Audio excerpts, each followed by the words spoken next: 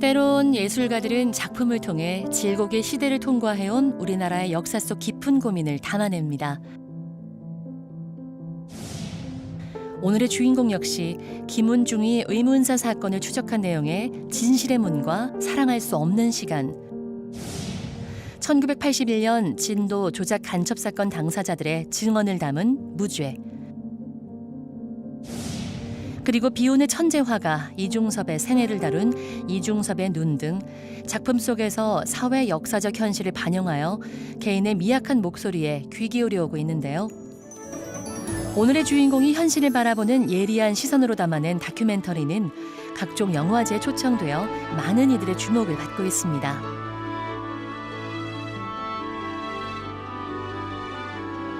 지금부터 김희철 다큐멘터리 감독이 제주를 바라보는 시선을 따라 함께 가봅니다.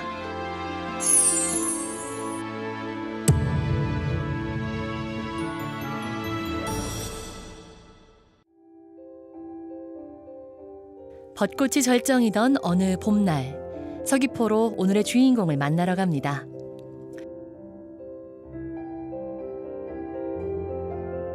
한적한 동네, 도로변에 작은 책방이 보이는데요.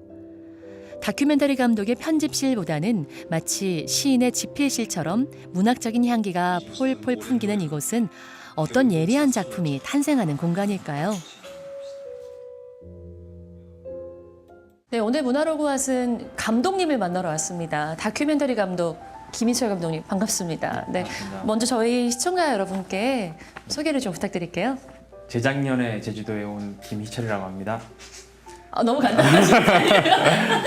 제가 감독님이라고 소개해드렸는데 네, 이중섭의 눈이라는 다큐멘터리 영화를 네. 이제 만들었는데 그거 마무리 짓고 있고 와이프님과 같이 이제 헌책방을 꾸몄는데 네. 여기서 생활하면서 제주에서 살고 있습니다. 제가 우리 김희철 감독님을 만난다고 얘기를 들었을 때 두 가지가 사실 궁금했어요. 하나는 이제 감독님이시니까 피사체로 프로그램에 나오실 때 어떤 느낌일까가 먼저 궁금했는데 굉장히 이상하죠.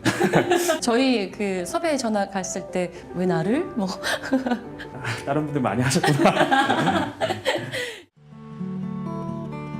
2년 전 제주로 이주해 다큐멘터리 제작에 열중하고 있는 김희철 감독은 촬영과 병행할 수 있는 다른 일을 꿈꾸다 지난해 여름 헌책방을 오픈했습니다. 그는 이 공간이 언젠가 예래동을 대표하는 문화공간이 되길 바라고 있다고 합니다. 감독님이 책방을 운영하신다는 건 좀 독특한 느낌이 들었거든요.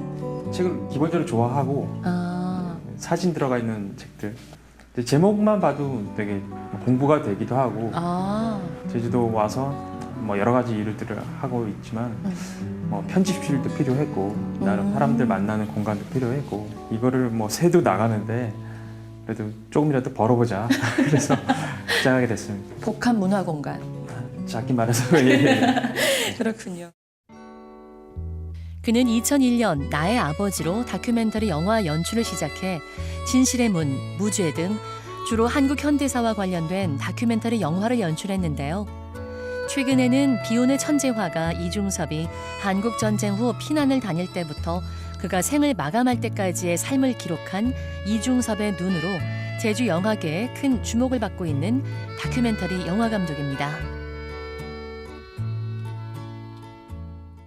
감독님이면서 작가의 느낌이 많이 나는데 실제로 또 책도 쓰셨더라고요. 청소년 이제 직업 선택 시리즈 네, 그 중에 하나인데 네.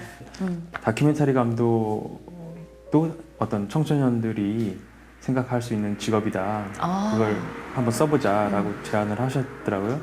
제가 살짝 책을 보고 왔는데 정말 아이들에게 좀 친근하게 다가갈 수 있는 쉽게 고등학교나 그런 데에서 수업은 계속 했었으니까요. 영화 수업을. 그 영화 관련한 글을 좀 이렇게 쓰고 하면서 그걸 정리한 책입니다. 그 다큐멘터리 감독도 하시고 지금은 주인장이시잖아요. 책방의 주인장. 직원. 주인은 아까 사모님. 와이프님. 김희철 감독은 그의 저서를 통해 다큐멘터리 감독은 안정된 생계를 이어갈 수 있는 직업이 아닙니다. 대개는 어렵고 힘들게 살아갑니다. 라고 솔직하게 고백합니다. 그럼에도 불구하고 그가 다큐멘터리에 흠뻑 빠져 영화를 만들고 있는 이유가 궁금해집니다. 굉장히 하셨던 일의 폭이 다양하신 것 같더라고요. 여러 가지 일을 했어요. 제주도 보면 이렇게 태양광 판 많잖아요. 네. 네, 태양광 판 그 각도 조절을 또 계절별로 해야 되더라고요. 아, 그래요? 네, 그런 일도 하고 지금 뭐 다음 주에도 가기로 했습니다. 네. 그래서 네. 후배가 고등어, 제주 귤 그런 것도 파는데 같이 해보자. 그래서 그런 것도 같이 유통해보고 어떤 일보다 되게 가치 있는 일이고 그런 일을 할 때가 가장 기분이 좋습니다, 사실. 땀을 흘리면서 현장에서 이제 사람들과 함께하는 일이 참 즐겁다 하셨는데 김희철 감독님 프로필 이렇게 보면서 좀 특별하다고 봤던 게 이제 가장 먼저 들어가셨던 학교 육사 들어가셨더라고요. 학교는 제가 20살도 안 돼서 결정한 일인데 네. 고3 때 들어갔으니까요. 이게 아버지가 함경도 사람이고 군대를 되게 좋아해요. 네, 아버님께서? 군복을 입고 항상 생활을 하시고. 김희철 감독은 나도 자신의 첫 육사에 가면 번째 영화 좋을 나의 것 아버지를 같았다. 통해 자신의 꿈과 삶에 운이 좋았다. 관한 이야기를 담담하게 선도가 된 털어놓습니다. 것이다. 20살도 안 돼서 총도 쏴봤다. 청소도 열심히 했다. 조국을 위해서라면 못할 게 없었다. 하지만 난 그림을 그리고 싶었다. 어떻게 하지? 결국 시험지 백지를 내고 학교를 나왔다. 다큐 감독이 되고 싶어서 그만두신 건 아니셨겠지만 그만두고 났을 때 아까 남들과 다른 걸 하고 싶다 하셨잖아요. 그래서 혹시 아버지도 예전 젊을 때 영화관에서 일했던 적이 있다고 그러더라고요. 그 피해가 있는지 몰라도 이제 영화관에서 틀어지는 다큐멘터리 영화 그런 것들이 별로 없잖아요, 한국에. 네. 95년, 6년 그쯤에 영화제들을 통해서 영화관에서 걸리는 이제 다큐 영화들이 있구나. 네. 그걸 알게 되고 그런 생각을 구체적으로 하면서 촬영하는 것도 배우고 여러 가지 경험도 쌓게 됐죠. 아버지의 바람대로 진학했던 육군사관학교. 내가 원하는 길이 아니야라는 생각 끝에 학교를 나온 후 그는 자신의 꿈을 찾아 새로운 길을 걷기 시작했습니다. 다큐멘터리야말로 자신이 보고 느끼고 이해한 현실을 가장 직접적으로 표현할 수 있고 자신의 생각을 다른 사람과 공유할 수 있는 소통의 예술이라고 생각했기 때문인데요. 처음 시작한 건 이제 사적 다큐라고 하는 제목이 나의 아버지인데 네. 아버지의 만행을 고발하는 첫 다큐가 네. 나의 이야기인데 네. 심지어 그게 그냥 담담하게 흐르는 게 아니라 고발하는 아버지의 이야기를. 다큐하면 고발 프로가 많잖아요. 네네. 방송에서. 네. 공적인 게 아니라 사적인 우리 가족의 얘기인데 아버지에 대한 불만, 아버지와의 갈등 그런 것들을 영상으로 표현하면 응어리게 좀 풀어지지 않을까 그런 생각도 했었던 것 같고. 반항하는 방법 가운데 영화를 만드는 방법이 있다는 얘기는 처음 듣는 것 같아요. 여러 가지 방법이 있겠죠. 네. 사적 다큐 아까 나의 아버지로 시작을 하셨는데 근데 해놓고 나니까 뭔가 풀리셨나 봐요. 다음 작품들도 약간 비슷한 류로 좀 흘렀던 것 같아요. 정말 하고 싶었던 작품이 이제 진실의 문이라는 작품인데 네. 2005년에 개봉까지 좀 시도를 하다가 잘 안 됐지만 그 판문점에 그 98년도에 김은중이라는 장교가 자살을 했다라는 네. 그런 사건이에요. 국방부는 자살했다라고 주장하는 거고 김은중 유족은 이건 타살이라고 첨예하게 맞서는 게 지금까지도 이어지고 있는 거고 김은중 유족을 찾아갔죠. 이제 아버지를 찾아갔는데 그 아버지가 장군이에요. 별 3개 삼성 장군인데 그것이 알고 싶다 같은 프로그램에서 많이 다뤄주시긴 했어도 독립 다큐멘터리에서는 한 적이 없었죠. 꽤 오래 걸렸고 전주영화제, 전주국제영화제랑 또 몇 군데에서 상영도 되고 상도 받긴 했지만 안타까운 건 지금까지 그 사건이 해결되지 않고 있다는 거고 이분들하고 가끔 이렇게 연락은 하지만 그 답답함이 조금 저한테도 남아있어요. 김희철 감독은 다큐멘터리 영화 진실의 문을 통해 판문점에서 발생한 김은중의 의문사 사건의 의혹에 다가서는데요. 교육장교를 맡아달라는 대대장님의 제의는 정중히 거절했다. 판문점 공동경비구역에서 근무하기 위한 영어시험에 합격된 상태였기 때문이었다. 여기엔 항상 긴장의 안개가 자욱하다. 국가 권력의 인권 유린과 이에 동조하는 비양심적인 지식인들과 언론, 사법부, 그리고 사건의 당사자이지만 끝까지 침묵하는 주한 미군에게 날카로운 시선을 던집니다. 김은중이 사건을 저희가 처음 알게 된 거는 98년도 5월 중순경이었습니다.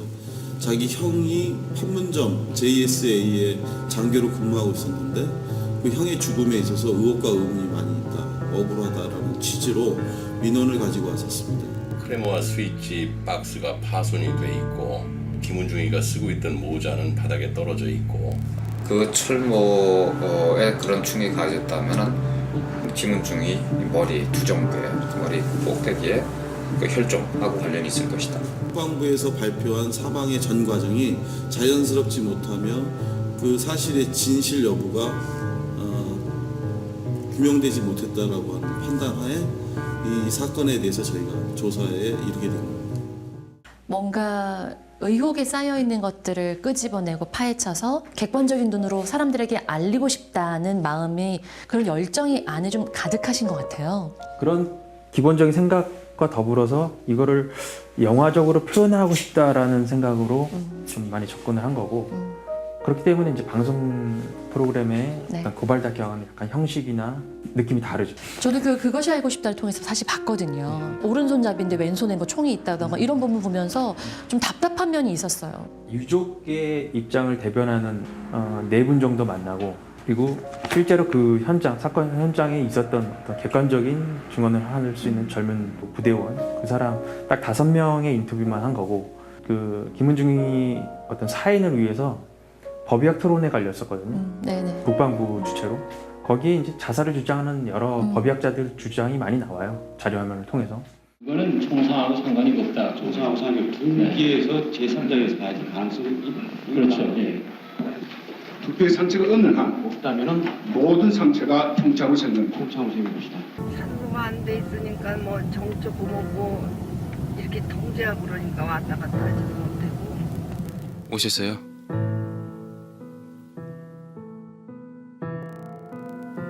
어머니 울지 마세요.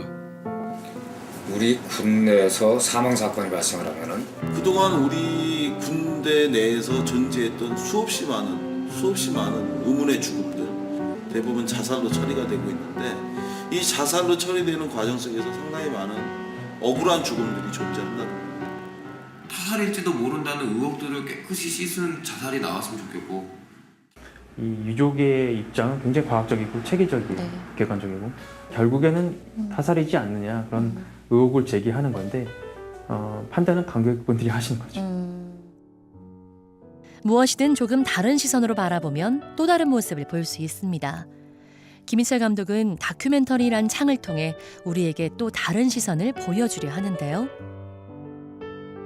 첫 번째 작품이 이제 나의 아버지, 예. 그다음에 두 번째 작품이 진실의 문. 예.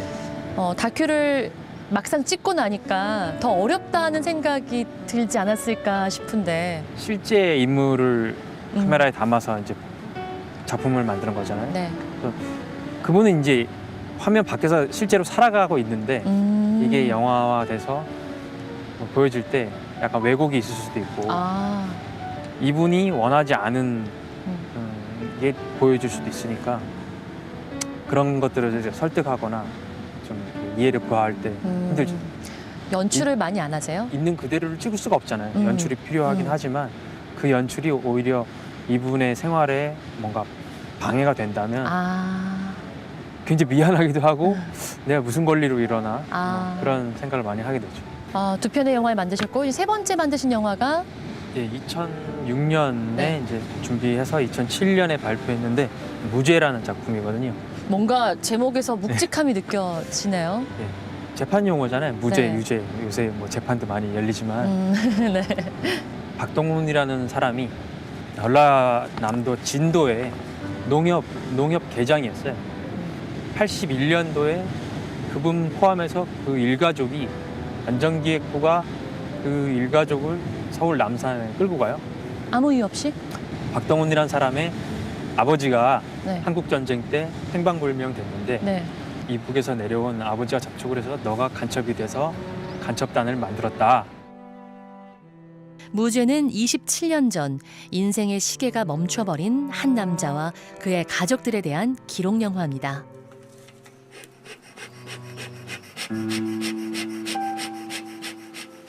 저와 제 가족 일가 친척 7명은 바늘 하나 훔친 적이 없는데도 하루아침에 누명을 쓰고 가언첩단 일이었습니다. 1981년 봄날 진도에서 평범한 소시민으로 살아가던 박동훈 씨와 그의 가족들은 영문도 모른 채 28년이나 간첩이라는 누명을 쓰고 살아야 했는데요. 아, 사실 여부와 상관없이 그런 이유로 잡혀간 거예요? 누명을 씌운 거죠. 아, 네. 온갖 고문을 하고 네. 박동훈 씨는 사형 선고를 받고 그 일가족은 뭐 무기징역, 5년형 뭐 그런 식으로 여러 사람이 이제 감옥 생활을 실제로 하죠. 박동훈 선생님은 이제 무기징역으로 감형됐다가 나중에 한 18년 정도 생활을 하시고 감옥 생활을 하시고 네네. 18년 후에 가석방. 그 이후에 그 자기 일가족의 억울함을 계속 탄원을 한 거죠. 뭐 법무부 장관, 뭐 여러 관공서에 계속 편지를 쓰셨어요. 우리 가족은 무죄입니다. 전쟁 때 다큐멘터리 영화 아버지가 무죄를 통해 행방 김희철 감독이 불명된 보여주고 싶었던 것은 어떤 시선일까요? 어머니는 혼자서 저와 동생 근홍이를 키웠습니다. 지망리에 사시는 제 친척들도 그저 평범하게 살아가는 농촌 사람들이었습니다. 저와 저희 가족, 친지들은 태어나서 어느 날까지 남에게 해 한 번 끼친 적이 없이 살아왔구만. 간첩이라는 누명을 덮어쓴 채 여태껏 살아가고 있습니다. 영화 2007년에 나온 다음에 그 이전부터 시민단체에서 굉장히 많은 노력을 많이 했고 기울였군요. 여러 사람들이 도움을 주셔서 재심이 열리고 무죄 판결을 받은 거죠. 그래서 영화를 찍을 때는 이분이 여전히 간첩인 거예요. 그 당시에? 네. 여러 번 영화 찍기 전에 만나고 이야기를 듣고 하면서 이분은 진짜 아무 연관성이 없는데 이걸 만들어진 조작 간첩 사건이구나라는 거를 좀 확인을 하고 무죄를 밝히는 것에 목표를 둔 다큐를 만든 거죠. 그 이전 작품에서는 미제로 남았지만 그 이번 그 무죄라는 작품에서는 실제 무죄 선고를 받게 되잖아요. 그 서울에서 재판장에 네. 저도 갔었는데 네. 난리가 났죠. 그때 박동훈 선생님 뭐 만세 부르시고 네. 다 울고 저도 막 울고 너무 기쁜 일이 일어났기 때문에. 그런데 이제 나중에 이제 배상금도 굉장히 커요. 시간이 오래됐기 때문에. 근데 그 배상금을 다시 뺏어버리는 그런 것들이 좀 계속 안 좋은 면으로 남아있죠. 그렇군요. 김희철 감독은 그가 보여주고자 하는 내용을 자신의 눈이 아닌 카메라의 눈을 통해 가장 객관적으로 보여주기 위해 끊임없이 고민하고 가능한 깊이 관찰하며 자신만의 목소리로 표현하고 작품화시키는데요. 제주에 내려온 후 감독의 시선을 사로잡은 것은 바로 서민적으로 생활했던 비운의 천재 화가 이중섭의 생애였습니다. 영화를 이제 하지 않겠다 생각을 하시고 운명처럼 제주를 찾으셨는데 또 와서 운명을 만나셨더라고요. 제주도에 여행 왔을 때 이중섭 미술관에 가봤죠. 저도 처음 가봤죠. 그때 큰 자극이 됐던 것 같고 그 후에 결혼하고 또 여러 가지 일을 하면서 다큐멘터리 다시 한번 해볼까? 돈이 많으면 제 돈으로 하겠지만 기획안 같은 거 써서 그런 거를 한번 넣어보자. 이중섭과 그의 아내 그리고 두 아들이 해군 수송선 동방호에 올라탄 건 1950년 12월 6일 원산항이었습니다. 꼬박 3일이 걸려 이중섭 일행이 도착한 부산은 전쟁 피난민이 아니더라도 이미 과밀이었습니다. 1951년 1월 그와 아내, 두 아이는 부산을 떠나는 배에 다시 몸을 실었습니다. 어렵고 힘든 다큐멘터리 영화를 그만두겠다는 결심으로 내려온 제주에서 이중섭 미술관에 전시된 편지들은 김희철 감독에게 또 다른 창작력을 불어넣었습니다. 만났다는 편지? 어떤 예. 편지였어요?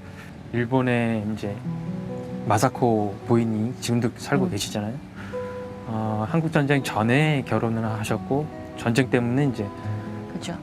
피난 생활을 네. 같이 하시다가 어쩔 수 없이 마사코 그리고 두 아들이 일본을 갔고 그리고 이제 56년에 돌아가시기 전까지 주고받은 이제 편지가 이제 미중섭 미술관에 많이 전시가 되어 있는데 그 표현이라는 게 순수하기도 하고 그냥 문학이더라고요, 말 그대로. 아, 그 편지 자체가? 네. 아, 네. 문장이 너무 신선하고 뭐 뽀뽀뽀뽀뽀뽀뽀 뭐 그거를 계속 적는다든지 죽음을 모른 상태에서 또 마사코가 친구분들한테 남편 소식을 좀 묻는 그런 내용도 있는데 이 사랑 얘기로만 가지고 다큐를 만들 수도 있겠구나 그런 생각을 처음엔 시작을 그렇게 했죠. 네.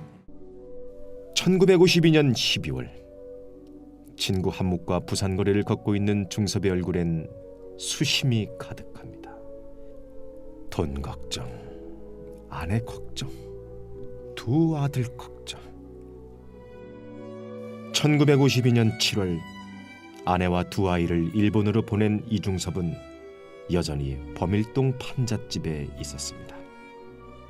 가족은 아니지만 한묵, 박고석 등의 친구들이 있어서 제법 외롭진 않았습니다. 내가 가장 사랑하는 사람, 상냥한 마음의 사람, 정성의 사람이요. 건강하게 잘 있었나요? 아고리는 몸성이 더욱더 컨디션이 좋아 마구 작품 제작에 열을 올리고 있어. 아내 마사코도 남편의 상황을 걱정하면서 많은 편지를 보내왔습니다.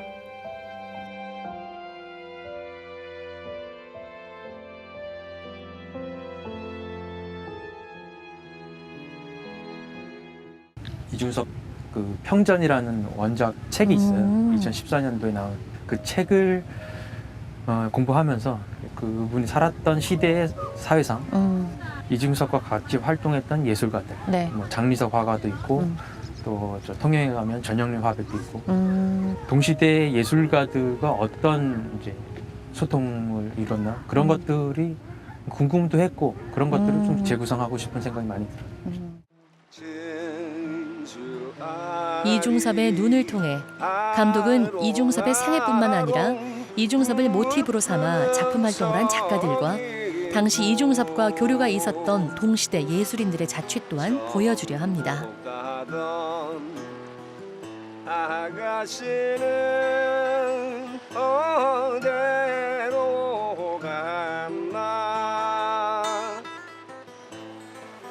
가수 남인수와 화가 이중섭이 서귀포에서 만났는지 안 만났는지는 현재로선 알 수가 없습니다. 제주도에 피난 왔던 예술가들은 먹고 살기 위해 여러 가지 일을 해야 했습니다. 화가 장리석은 모슬포에서 도너츠 장수를 했습니다. 쉬는 날 바닷가에 나갔다 해녀들을 봤어요. 면으로 된 작업복이나 입도넛 그대로 물속에 들어가 전복 소라를 따오곤 그랬어요. 한 번은 해녀가 날 보더니 저 나쁜 놈이 우릴 그려서 비싼 돈 받고 팔아먹으려고 한다면서 돌을 던지는 거예요. 그걸 피해 댕기며 해녀들을 스케치했었죠.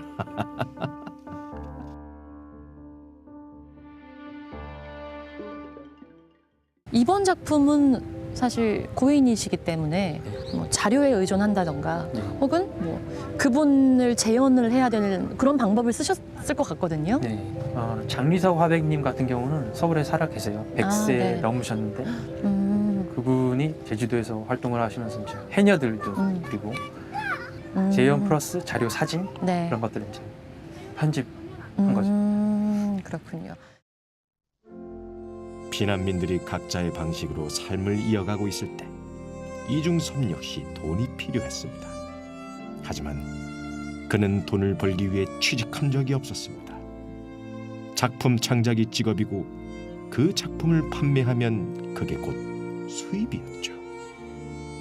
창작 이외의 노동은 가족들이랑 해초나 개를 채취하는 게 전부였습니다. 그 이중섭 화백이 이남덕 여사와 주고받은 편지를 통해서 이제 작품을 구상하게 되셨는데 작품을 통해서 만나가면서 느꼈던 그 매력이 좀 다르지 않을까 하는 생각이 들어요. 화가들 중에서도 진짜 최고라고 평가받는 그런 존재였는데 전쟁 상황 때문에 서귀포도 왔다가 부산에도 있다가 이제 전전한 거죠. 대구에도 있었고 그래서 결국에는 서울에서 돌아가시지만 혼자 지내는 어떤 상황만 아니었다면 이제 반고만큼 피카소만큼의 그런 걸출한 작품들을 많이 남기셨을 텐데 그 짧은 생애에도 통영이나 그런 곳에서 작품하신 네네. 소그림이라든지 걸작이 많잖아요. 네. 그럼 이분이 만약에 안 돌아가셨으면 얼마나 더 큰 화가 됐을까 그런 관객 입장에서의 아쉬움도 있고 어떤 인간으로서의 어떤 연민 같은 것도 계속 느껴집니다.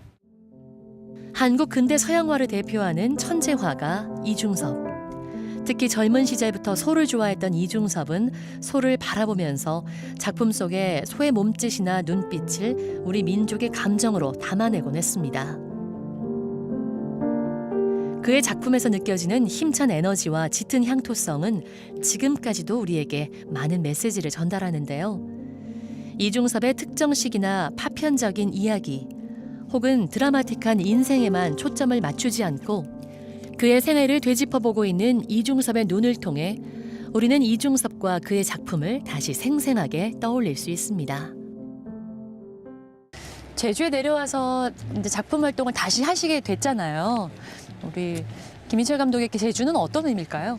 어느 정도는 서울에서의 생활한 어떤 그 방식이 많이 달라졌기 때문에 저 개인적으로는 이제 정신적인 좀 여유를 찾게 된 곳이 아닌가 싶습니다. 그렇군요. 앞으로 제주에서 계속 작품 활동을 한다면 이제 어떤 작품들을 좀 하시고 싶으신지 궁금해요. 하게 된다면 나중에 이제 이중섭뿐만 아니라 이제 제주도의 역사라든지 이 제주도의 공간과 관련된 꼭 그게 다큐가 될지 뭐가 될지 모르겠지만 나중에 해보고 싶은 생각을 갖고 있습니다. 앞으로도 좀 더 많은 작품, 다양한 작품들로 우리 사회 이야기를 좀 담아내 주셨으면 좋겠네요. 네, 오늘 만나 뵙게 돼서 반가웠습니다. 네, 고맙습니다. 세상을 바라보는 김희철 감독의 예리한 시선을 담은 작품 세계를 문화로그 와시 응원합니다.